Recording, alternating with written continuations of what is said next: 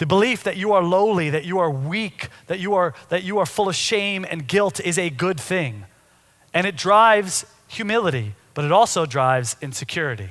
So what's the difference? Well, it's all about who you focus on after acknowledging your own unworthiness. If you focus on God, you become humble. You are aware that you are unable. You are aware that you're poor and sick. You are aware that you're broken.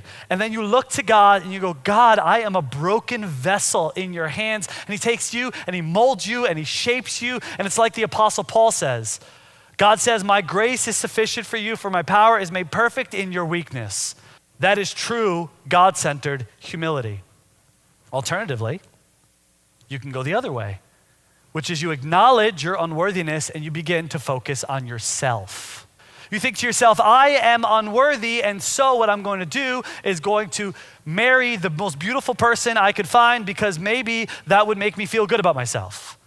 And then you realize that doesn't make you feel good about yourself, so you buy something else, or you buy something, and then you get a new job, and then you have a midlife crisis, and you buy a convertible, and you're like, this is gonna be awesome. And what you realize is that that doesn't bring you value either. And it's a compounding thing that leads to insecurity, and then more insecurity, and then more insecurity, and then more insecurity, and more insecurity. Saul had an acknowledgement of his own unworthiness that he then directed at himself. And this little creeping thing around his heart showed up in full force countless times in his life, eventually becoming a paranoid jealousy that would consume his life. The king, who had everything from God, would spend the majority of his kingship trying to kill another man of God.